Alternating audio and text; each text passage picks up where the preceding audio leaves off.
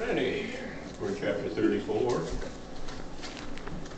down about verse 5.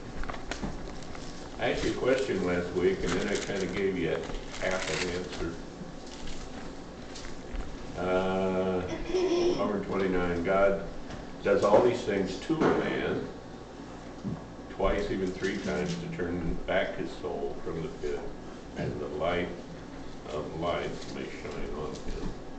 And we talked about that, but I never really gave you what's the difference between to a man and for a man. I never really gave you a good explanation of that. If God does something for me, it's probably because I requested it. I say, Lord, I got gout in my elbow and I can't move my arm, and take that away. So if he does it for me, it probably means that I requested it and it's a result of my request. If he does it to me, he does it on his own initiative and because it's right for me. And look what else it says there, to turn me back to the path. Now, if I'm off the path and I'm on some tirade about something, wandering off in the wilderness, because I'm angry or because I'm greedy or whatever, am I likely to pray the prayer, God, bring me back to the path? What do you think the chances are? God, I realize right now that I'm greedy and I want to get revenge and I want to get even with the guy across the street, and I'm on my way over there with a gun, and before I get there, I want you to drag me back home. What do you think the chances that prayer's going to happen? No, it's not. But it says here that once I become his child, 2, even 3 times, he will turn me back and he will put me back on the path. So once we commit to God, he does these things to us. And it's also for us because it's for our benefit, but it's not because we requested it. A lot of times, even after we become Christians, we get ourselves in situations where we are off in the briars, and God could say, got yourself there, get yourself out. But is that what he does? No, the Bible says a good shepherd leaves the 99 sheep and goes and gets the one that's lost and brings him back to the fold. He'll stop everything he's doing and he'll go get you because you have committed your soul to him and he has committed to get you home. And you can live in peace that he's going to get you home once you make that commitment. Okay? So a lot of times he's doing it to you, not for you, because you didn't ask for it, you don't really want it, but he knows it's the best thing. And so he is going to bring it to pass. Okay? Let's go, that's kind of a long section. Let's go 5 through 9. Let's do 5 and 6 first. 5 and 6. Job says, I am innocent, but God denies me justice. Although I am right, I am considered a liar. Although I am guiltless, his arrow inflicts an incurable wound. All right. What jumps out at you in there?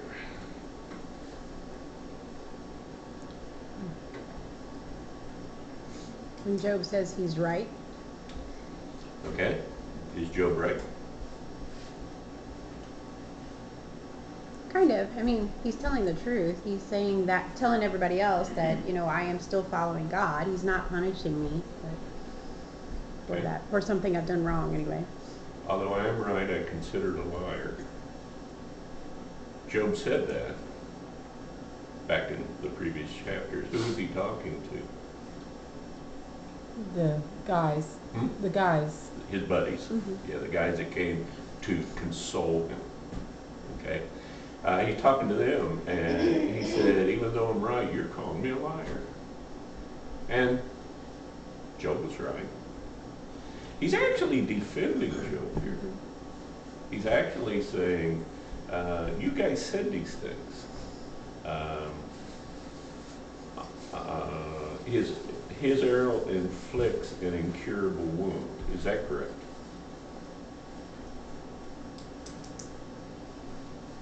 Job said that. Is that correct? No. No, it's not correct. We're going to find out at the end of the book that this whole thing is cured, and he ends up with twice as much stuff and twice as many kids and the same wife. But, what are you frowning at? But this is a woman that said, "Curse come, die," you know. But he ends up a lot better off in the end than it was the beginning. But sometimes when you're neck deep in alligators and it seems like everything's falling apart, you kind of wonder, where is God? Don't you? You ever been there? Like, what happened? You never been there? Not in a neck full of alligators. Okay. That's why I was shaking. But, you know, sometimes things get tough and you're going, what's going on here? Oh, why did you leave me? Did he ever leave you? No, I look back, and even on the toughest times, even when the bullets were flying and things were blowing up, he was right there beside me. Right there beside me. He has brought me things I should have been killed 20 times over and didn't get a scratch. Got hit head on one time.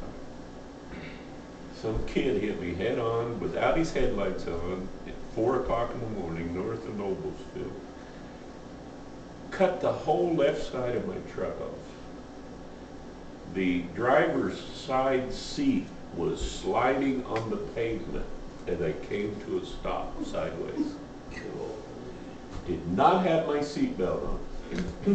Every piece of glass in that truck shattered and was pea-sized laying all over the seat.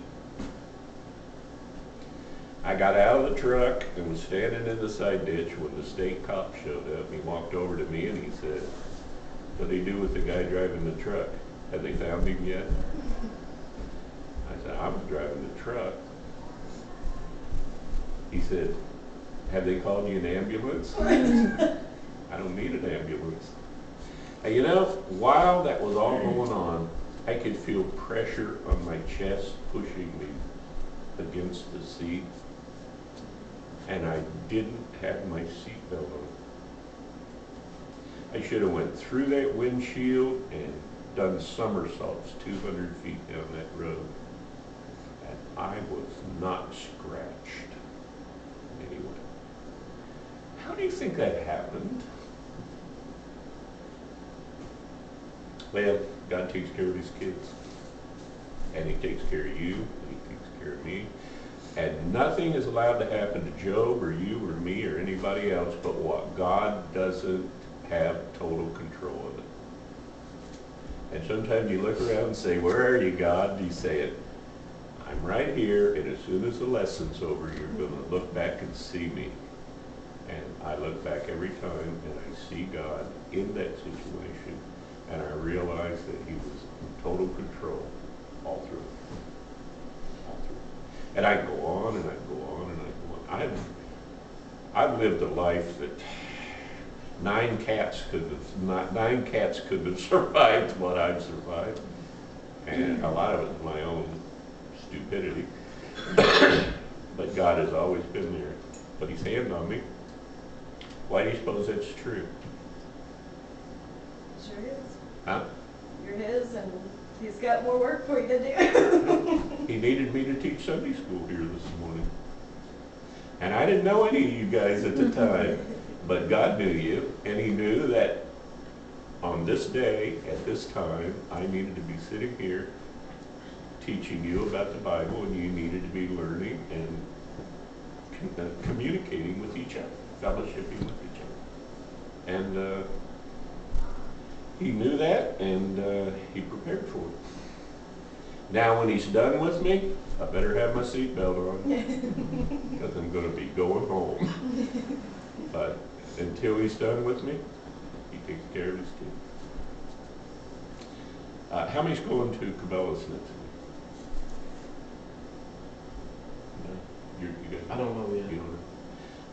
maps and everything, I'll pass them out next week, and we'll be right after church.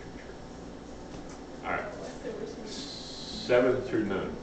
It's a really nice place. Did you go down there already? What? Have you already been there? Yeah, I had a preferred customer special invitation for Wednesday, Uh-huh. which probably means I spend way too much. Steve had a friend go down there. He said he couldn't even walk through. It took him an hour to get from one side because so many people were there. Oh, that's special then.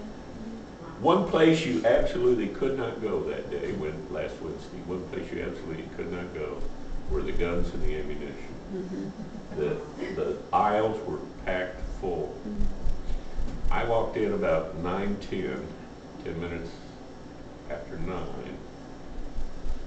I got back to the guns and ammunition at 9:30, and they were already starting to restock the shelves. The next day on the news, they were advertising this was going to be the first day open, and they were in the gun compartment.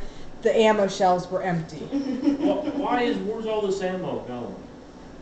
Somebody's Storage, basement. yeah. That's what I'm saying, why is people Somebody's bunker. buying so much ammunition?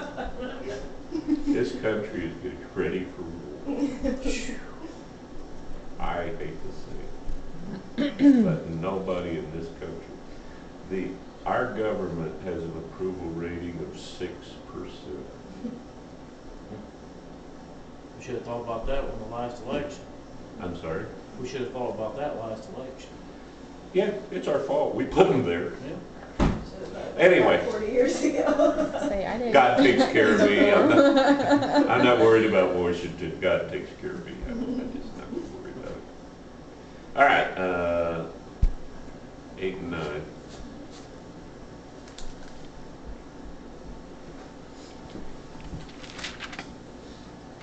Oh, 7, 8, 7, 8, 9. 7, 8, 9. Okay. I'm sorry. What man is like Job, who drinks scorn like water? He keeps company with evildoers. He associates with wicked men.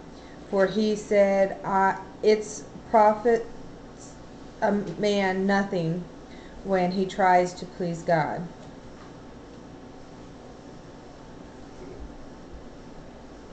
What man is like Job? He drinks scorn like water. What does that mean? What does that say?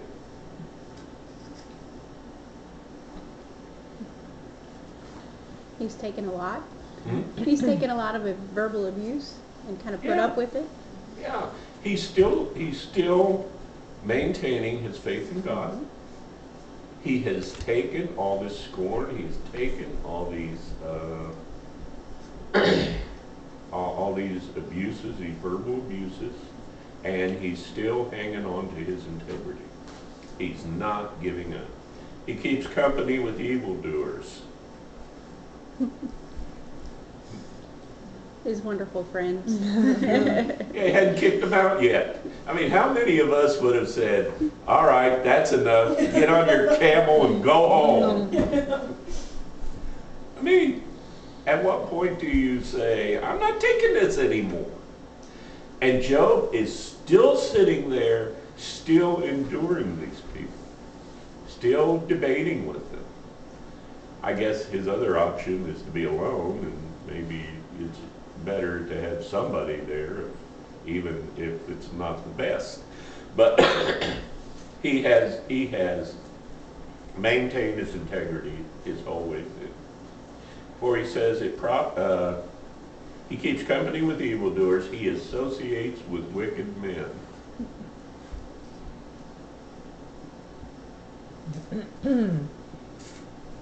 What about that? Should we associate with wicked men? Well, what are your choices? Live in a cave? Me. Do you know anybody that could be categorized as a wicked man? I mean, not a friend, but not. The world's full of people who cheat and lie and gossip, and if you're in management with the post office, everybody's your enemy. Everybody wants that job or this job or your job, and nobody gets along. I mean, no, they literally, I had two people in the whole state of Indiana that I trusted who were postmasters. The rest of them, I was totally quiet around them, never told them anything about anything I did. Because it'd be all over the state if I couldn't trust them. Now what about Christians? How many people do you know that you could tell your darkest secret to and be comfortable it would never be mentioned? 1, 2, 3, 4. How many I are hope sitting so. I hope so. I hope we could be trusted. But most of the time, my grandpa used to say, Bill, when it's all over, you can look back on your whole entire life and count all your real friends on one hand. He said there'll be a lot of friendly people along the way, but all your real friends count on one hand. I wish it wasn't true, but pretty much it is. 10 through 15. So listen to me, you men of understanding. Far be it from God to do evil, from the Almighty to do wrong. He repays a man for what he has done. He brings upon him what his conduct deserves. It is unthinkable that God would do wrong, that the Almighty would pervert justice. Who appointed him over the earth? Who put him in charge of the whole world? If it were his intention and he withdrew his spirit and breath, all mankind would perish together and man would return to the dust. Okay. This is some interesting stuff in here about a young kid who's, you did that really well, bud. Thank you. That was nice. I'm gonna call on you. You know that old saying, do it once, it's a favor, do it twice, it's your job. Mm-hmm. You did that really well. It might end up being your job. It's Dawn, mine, and Jude. So listen to me, you men of understanding. Is there any sarcasm in there? Yeah. This is one of those inflections where he's being pretty sarcastic. Far be it from God to do evil, from the Almighty to do wrong. Can you think of any other verses in the Bible that might say the same thing? James chapter 1, it says, and God cannot be tempted with evil, and neither does he tempt any man.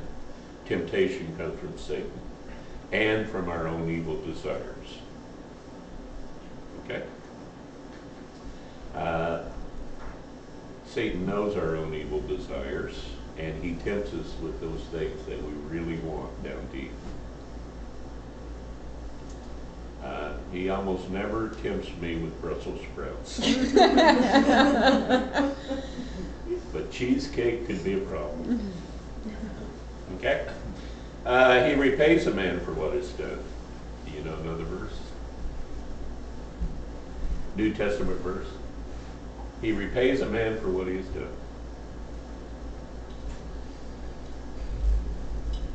For Christians, we will have stars in our crown according to our works. Okay. He repays a man for what he brings upon him what his conduct deserves. Okay. We reap what we sow. We sow good seed, we reap a good harvest. We sow bad seed, we reap a bad harvest. Okay. We reap what we sow. It is unthinkable that God would do wrong, that the Almighty would pervert justice. There's an interesting question on the radio this week. Has God ever changed his mind? Can God change his mind? Turned out that 75% of the people who called in, and several thousand people called in, say yes. Can God change his mind? I gotta know. He probably doesn't need to, because he knew what he wanted all along. I'm sorry. He probably doesn't need to change his mind, because he knew what he wanted all along, or intended. It's people's free will that changes. Is there any examples in the Bible where he changed his mind? What about when Yes. he destroyed, well, Nab- he didn't change his Nabina. mind though. Well, he didn't destroy it. He said if the, you know, are you talking about Jonah and the whale? No, Oh. that's good. Yep, that's a good one. God said, go up to Nineveh and tell them in 40 days I'm going to destroy Yeah. you. And the king said, we're proclaiming a 40-day fast. Nobody will eat for 40 days. You can't even feed your animals for 40 days. And God saw that they had repented, and he changed his mind. Exactly right. Good example. Did he change his mind about me when I chose him as a Savior? Yeah. What was my destination before I accepted Christ as my personal Savior? Yeah. Then I accept Jesus as my personal Savior. Did he change his mind? Did my destination change? And who is in total charge of my final destination? God. Changes his mind all the time.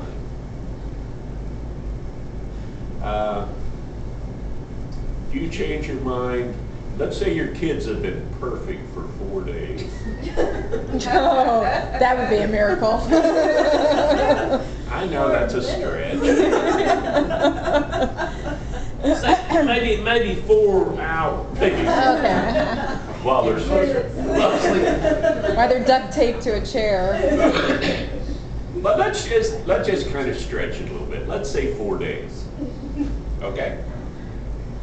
And then all of a sudden, everything breaks loose. And they're just doing everything wrong.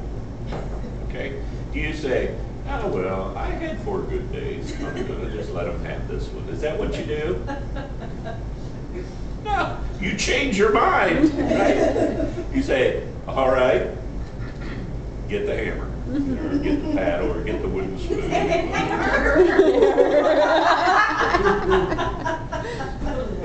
I mean, your whole mind changes. Well, I thought the belt was bad. I saved the hammer for the Janice husband. used a wooden spoon. It scared me. Granny had a ping pong paddle, and your name got carved in it when it got used on you. Ping pong paddles are good. Okay. God changes his mind. Yeah, there's a lot of instances where God changes his mind. And it all depends on us. It all depends on our activity, what we do.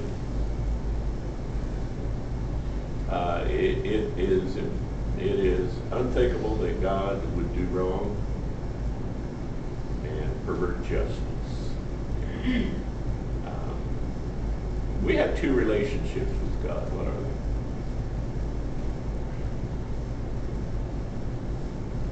The Bible lays down 2 relationships between man and God. What are they? One of them's a legal relationship, and the other one is a family relationship.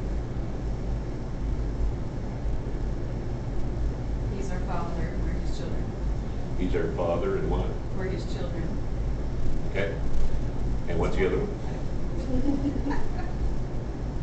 What's a legal relationship? The promise, covenant, He's a judge. judge. He's a judge. And he evaluates our situation, and then he either condemns us or corrects us. Okay? You want the father relationship. You don't want the legal one. And when we enter into his kingdom, he becomes our father and he's no longer our judge. But that doesn't mean that on a given day, after we've been good for 4 days and then get off the path, that doesn't mean he's not going to discipline us. Because he laid down in Proverbs that if we love our children, we will discipline them and teach them how to walk the straight path. And likewise, he will do the same also for us. Okay? And so, even though he is our Father and we are his children, he still sometimes will have to discipline us because it's what's right and what's best for us. And it's all up to us, isn't it? All right. Who appointed him over the earth? Who put him in charge of the whole world? How would this kid know that? He's not a Jew. How would he know that? God. Spirit. Hmm? Spirit. Who was this kid's ancestor? Oh, Abraham. Hmm? No. I'm trying to remember the Noah and Noah, and before that, Adam. We all have the same set of ancestors. We live in the same different countries. That's why all cultures have a flood story. I don't care where they are. I don't care how deep in the jungle it is. A flood story has been passed down one to another, to another, to another. And after several thousand centuries, the flood story has become twisted and perverted. And it's not exactly the way ours is, but they all have a flood story because we all have a common ancestor in Noah. And they all have a creation story, and it's amazing how it always started with one person. Because bottom line is, everybody that walks on earth, no matter what color their skin is, they all started with Adam. And that's been passed down through the tribe after tribe after tribe until finally we get to where we are. And it's not exactly like ours because you know what happens when you repeat a story over and over? It gets embellished or twisted into whatever you want it to be. But bottom line is, they all have a flood story and they all have a single man origin. And that's because we all have the same ancestors. Alrighty, we'll pick up at 16 next week.